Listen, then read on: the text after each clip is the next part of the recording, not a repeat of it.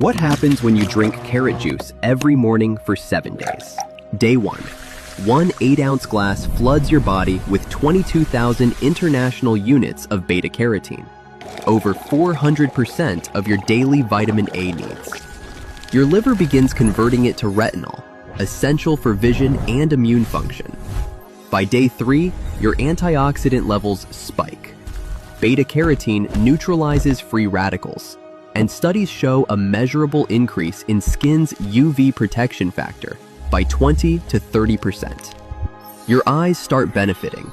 Retinal cells get the vitamin A they need. Day 5 brings visible changes. Your palms and soles may turn slightly orange. It's harmless and reversible, caused by beta-carotene deposits in your skin. This confirms absorption is working. After 7 days, you've consumed 154,000 international units of vitamin A. Your night vision improves measurably, and your immune system shows enhanced T-cell response. But here's the catch. Those natural sugars add up to 700 calories and 140 grams of sugar total, equivalent to 35 teaspoons.